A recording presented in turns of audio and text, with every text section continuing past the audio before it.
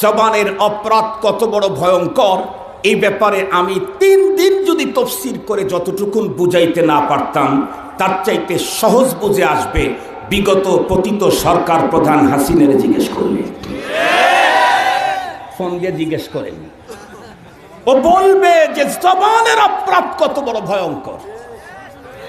কারণ বিগত 15.5 বছর পর্যন্ত তার স্বৈরাচারী ফ্যাসিবাদের চরিত্র কে দেখে নাই?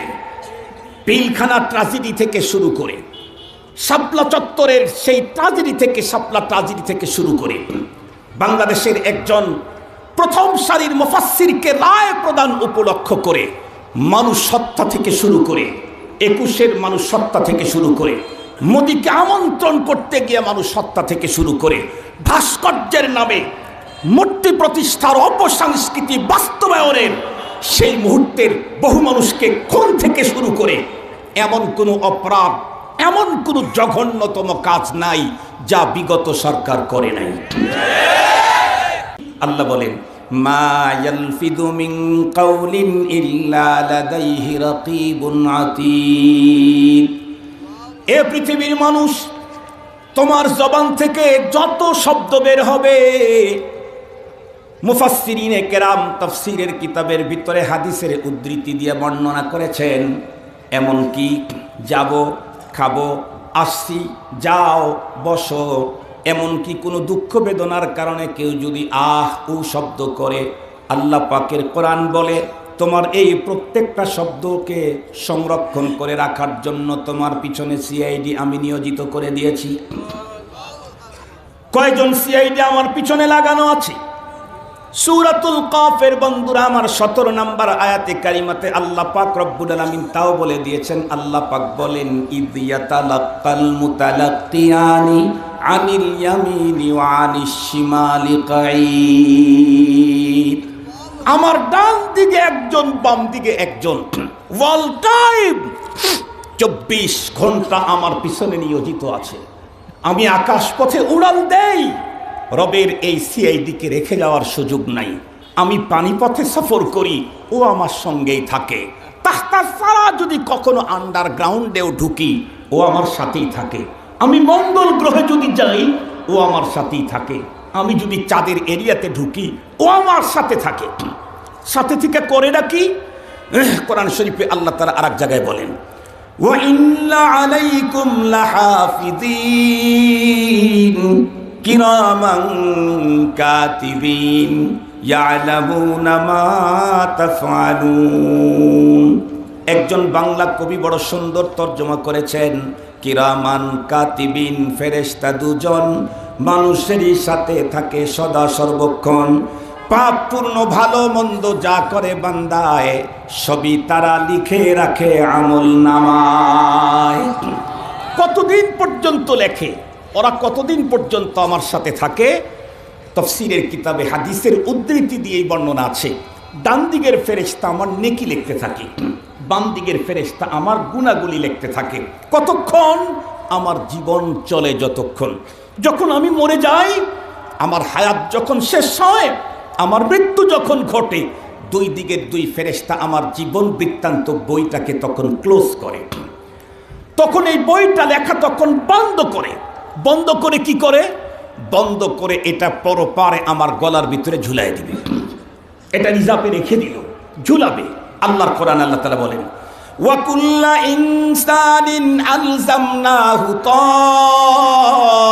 তাইরাহু ফি উনুকিহি ওয়া নুখরিজু লাহু ইয়াওমাল কিয়ামাতি কিতাবান ইয়ালকাহু মানশুরা। ইকরা কিতাবাকা কাফা বিনাফসিকাল ইয়াওমা আলাইকা হাসিবা। প্রত্যেকটি মানুষের জীবন বৃত্তান্ত ভলিউমগুলি পরপারে তার বন্ধুরা আমার গলদেশের ভিতরে ঝুলায় দেওয়া হবে। এরপরে সেই লোকটা যখন এগুলি দেখবে, আমাদের মতো গাফেল যারা কথা বলতে কখনো হিসাব করে বলি নাই, কাজ করতে কখনো পরিণাম কি হবে তা কখনো বন্ধুরা আমার ভাবি নাই, এই জাতীয় লোকগুলির আমল নামার ভিতরে শুধুই গুনাহ আর গুনাহ যখন দেখতে পাবে, এই বইটা খোলার পরে তখন তারা কি জাতীয় ব্যক্তি করবে, কি অভিব্যক্তি পেশ করবে। কোরআনে হাকিমে আল্লাহ পাক রব্বুল আলামিন তাও বলে দিয়েছেন। আল্লাহ বলেন, ووضع الكتاب فترى المجرمين مشفقين مما فيه ويقولون يا ويلتنا ما لهذا الكتاب لا يغادر صغيرة ولا كبيرة إلا أحصاها অপরাধীদের সামনে যখন তাদের আমলনামার বইটা যখন বের করা হবে, আল্লাহর কোরআনে আল্লাহ পাক আর এক জায়গায় বলেন ওয়াজাদু মা আমিলু হাদিরা। বন্ধুরা আমার, যা জীবনে করেছে সবগুলি তো তার সামনে নিজের চোখে দেখতে পাবে। শুধুই কি লেখা দেখতে পাবে? না না না, ভিডিও দেখতে পাবে। আল্লাহর কোরআনে আল্লাহ বলেন ফামান ইয়ামাল মিসকালা দাররাতিন খায়রান ইয়ারাহ ওয়া মান ইয়ামাল মিসকালা দাররাতিন শাররান ইয়ারাহ। অনুপরমাণু পরিমাণে ভালো যা করেছে আমাকে দেখানো হবে, আর অনুপরমাণু পরিমাণের মন্দ যে কাজগুলি করেছি তাও আমাকে দেখানো হবে। একটা পর্যায়ে আমাকে বলা হবে ইকরা কিতাবাক, তোমার কিতাব তুমি পড়ো, তোমার হিসাব তুমি করো।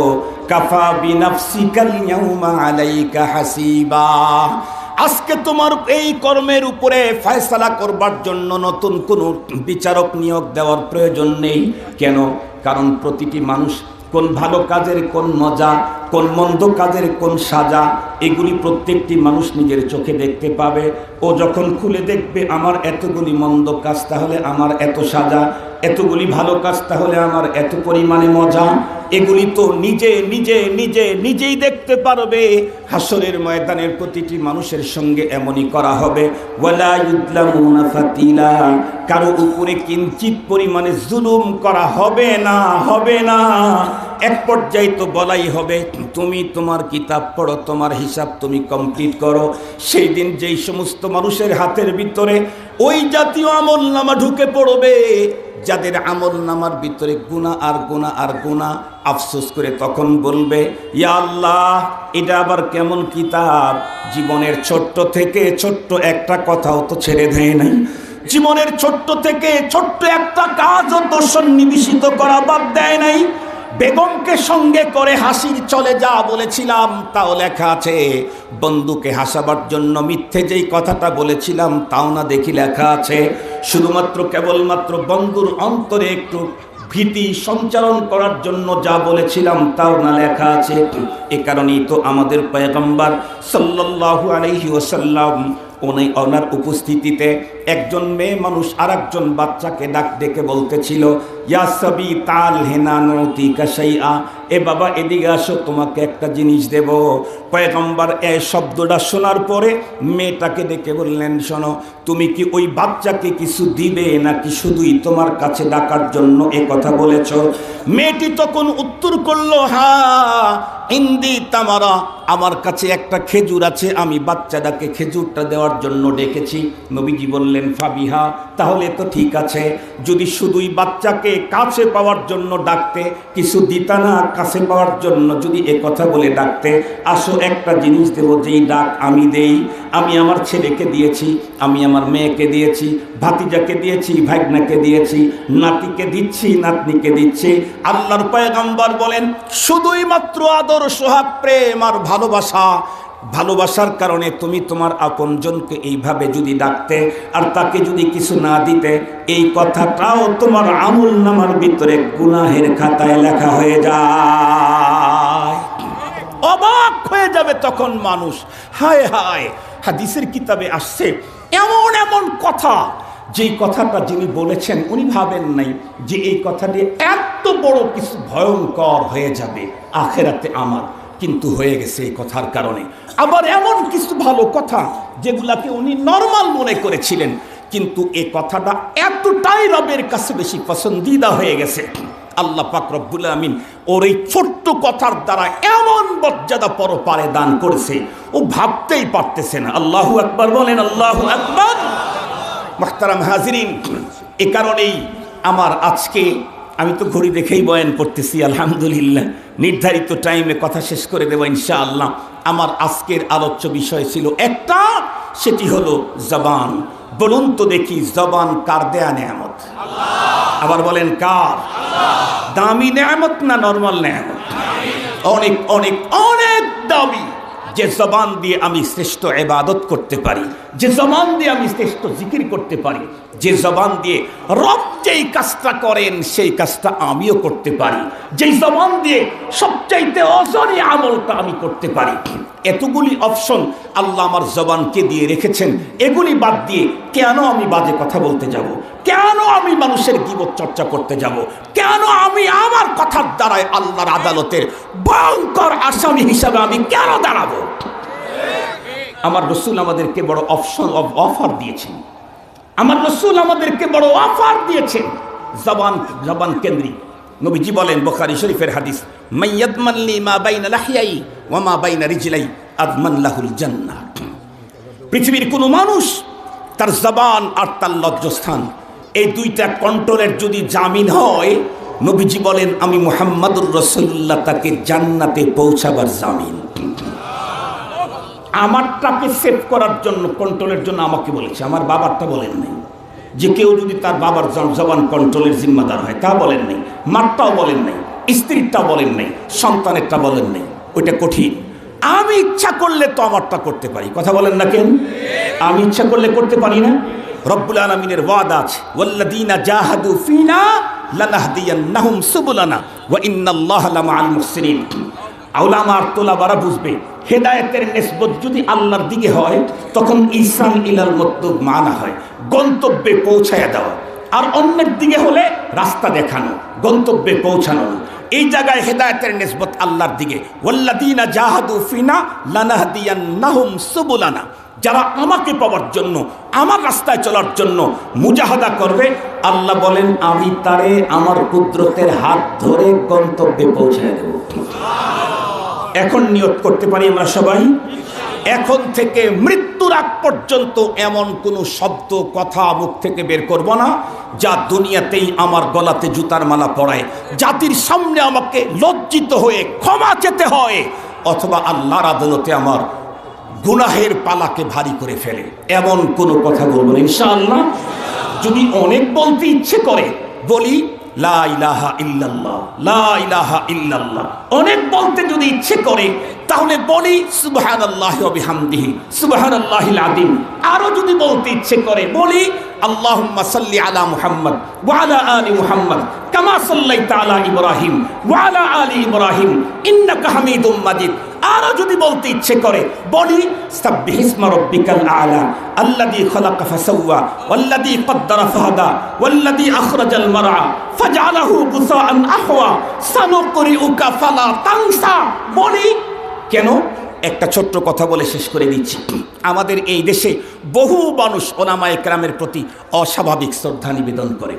কেউ কারো কোনো পীরের মুরিদ, কেউ কোনো বক্তার মুরিদ, কেউ কোনো ইসলামিক স্কলারের মুরিদ। কথা বলেন না কেন? ইসলামিক স্কলারের অনেক মুরিদ তরিদ আছে না? প্রত্যেকের মুরিদেরা চায় হুজুর আপনি একটু খেয়ে কিছু অংশ আমাকে দিন। কেন? আপনার মুখেরটা আমার মুখে লাগলে বরকত হবে। নিশ্চিত হাদিসের দ্বারায় প্রমাণিত। মহানবী সাল্লাল্লাহু আলাইহি ওয়াসাল্লামের কাছে ছোট ছোট বাচ্চাদেরকে নিয়ে আসতে তাহানিক করবার জন্য। তাহানিক বিশ্বনবীজি মিষ্টি জাতীয় কোনো জিনিস, খেজুরি বেশি, মুখের ভিতরে দিয়ে চিবাইতেন। এরপরে নবীজির মুখের লালাসহ ওই খাদ্যটা বাচ্চার মুখে লাগাই দিতেন। এটা তাহানিক। তাহলে কোনো বুজুর্গের লালা খাওয়া বুখারী শরীফের হাদিসের দ্বারা প্রমাণিত। লালা মিশ্রিত খাদ্য খাইতে পারে, বরকত হবে। কিন্তু আমার জিজ্ঞাসা হলো, আপনি যে পীরের মুখেরটা আপনি খেলেন বরকত হলো, আমি 100% মেনে নিলাম। আমারটা আপনি খেলেন বরকত হলো, তাও মেনে নিলাম। আপনারটা আমি খেলাম বরকত হলো, তাও মেনে নিলাম। কিন্তু আমি জিজ্ঞাসা করতে চাই, আমার মুখের থেকে যেটা বের হয়েছে তাতে যদি এত বরকত হয়, এর প্রতি যদি আপনার এত আগ্রহ হয়, একটা জিনিস তো এমন আছে যেটা আল্লাহর মুখ থেকে বের হয়ে আসে না? এরকম আর জোর না এরকম? আমি বলি নাই, রাসূলুল্লাহ বলছেন তাবাররাক বিল কোরআন ফাইন্নাহু কালামুল্লাহ খারাজা আনহু। এ পৃথিবীর মানুষ, তোমরা কোরআন দিয়ে বরকত হাসিল করো। কেন? কোরআন আল্লাহর কালাম, আল্লাহর জবান থেকে বের হয়ে এসেছে। আলহামদুলিল্লাহ প্রথমে আমি পড়ি নাই, আলহামদুলিল্লাহ প্রথমে আল্লাহর জবানে উচ্চারিত হয়েছে। যেমন হওয়া দরকার তেমন হয়েছে। রব্বুল আলামিনের জবান থেকে যেই জিনিস বের হয়েছে সেটা আমার ঘরের ভিতরে পড়ে আছে পরিত্যক্ত অবস্থায়, সেটা নিতে মনে চায় না, সেটা মুখে নিতে মনে চায় না, সেটা মুখে ঢুকাইতে ইচ্ছে করে না। ওটা তো আমার ঘরের ভিতরে পড়ে আছে পরিত্যক্ত অবস্থায়। মুহতারাম হাজরিন, এই জন্য আমি আর লম্বা কথা বলতে চাই না, আমার সময় 1 মিনিট ওভার হয়ে গেছে। শেষ কথা এটাই, জবান আল্লাহর দেওয়া অনেক বড় দামি নেয়ামত, তবে যথাযথ জায়গায় ব্যবহার করতে পারলে আমার জন্য অনেক মঙ্গল বয়ে আনবে। শ্রেষ্ঠ ইবাদত আমি জবান দিয়েই করতে পারবো, শ্রেষ্ঠ জিকির জবান দিয়েই হবে। আল্লাহ যে কাজ করেন সেই কাজটা আমি জবান দিয়েই করতে পারি। নবীজির উপরে দরুদ, এবং আমার মিজানের পালায় সবচাইতে বেশি ওজনই হবে যে আমলটা, সেটাও আমি জবান দিয়ে করতে পারি। এতগুলি উন্নত অপশন থাকতে আমি কখনো এই জবান বাজে কোনো কথায় ব্যবহার করবো না ইনশাআল্লাহ। পারবো না ইনশাআল্লাহ। কাউকে বকা দেব না ইনশাআল্লাহ। আমি কাউকে বকা দেব না ইনশাআল্লাহ। গালমন্দ করবো না ইনশাআল্লাহ। আম্মাজান আয়েশা সিদ্দিকা রাদিয়াল্লাহু তাআলা আনহাকে জিজ্ঞাসা করা হয়েছিল, আম্মাজান নবীজির চরিত্র কেমন ছিল? আম্মাজান এক সময় বললেন, লাম ইয়াকুনিন নবী সাল্লাল্লাহু আলাইহি ওয়াসাল্লাম ফাহিশা ওয়ালা মুতাফাহিশা ওয়ালা সাকারান ফিল আসওয়াক ওয়ালা ইয়াজজি বিসাইয়্যাতি সাইয়্যা ওয়ালাকিন ইয়াফু ওয়া ইয়াসফা। এই সবগুলি পয়গম্বরের চরিত্র। তার ভিতরে প্রথমটাই হলো নবীজি কখনো ফাহিশা কথা বলতেন না। রুমাল দেব, রুমাল দেব, সাথে দেব নাকি? মুহতারাম হাজিরিন, আমরাও ফাহিশা কথা বলবো না, কি বলেন? পয়গম্বরের এক সাহাবী জাবির ইবনে সুলাইম রাদিয়াল্লাহু আনহু, নবীজির সাথে প্রথম সাক্ষাৎ হয়েছে, তার প্রথম ঈমান আনছে, চলে যাবে। নবীজিকে বললেন, হুজুর আমার কিছু নসিহত করেন। নবীজি তারে নসিহত করলেন, একটা ছিল লা তাসুব্বান্না আহাদা, জীবনে কাউকে বকা দিবা না। সাহাবী বলেন, ফামা সাবাবতু বাদাহু লা বাঈদান ওয়ালা শাতান ওয়ালা আদামিয়া। আল্লাহ, সাহাবী বলেন, পরবর্তী মৃত্যু পর্যন্ত পয়গম্বরের এই নসিহত মানতে গিয়ে আমি কোনো উটকে, গরুকে, ছাগলকে, কোনো মানুষকে জীবনে বকা দেই নাই। পারবো ইনশাআল্লাহ আমরা, পারবো ইনশাআল্লাহ আমরা। বকা দেব না, বকা দেব না। আল্লাহ পাক আমাদেরকে তৌফিক দান করুক। নির্দোষ নিরপরাধ উলামায়ে কেরামদেরকে এমনে মিথ্যা তহমত লাগিয়ে তাদেরকে ভয়ঙ্কর পদ্ধতিতে অ্যারেস্ট করা হয়েছে। এমন এমন আলেমদেরকে অ্যারেস্ট করতে 10 গাড়ি সৈন্য পাঠানো হতো, যাদেরকে 10 লাখ টাকা দিলেও দৌড়ায়া এখান থেকে ওই পর্যন্ত যেতে পারবে না। যেমন খালেদ সাইফুল্লাহ আইয়ুবীরে যদি আপনারা 10 লাখ টাকা দিয়ে বলেন যে আপনি এই কর্নার থেকে ওই কর্নার পর্যন্ত একটু দৌড়ায় যান, ও বলবে 5 লাখ আমি দিই, তবু আমার জীবনটা বাঁচে। কারণ মানুষ তো ছোট, দেহ স্বাস্থ্য বেশি, পা সমস্যা, হাত 3 বার অপারেশন।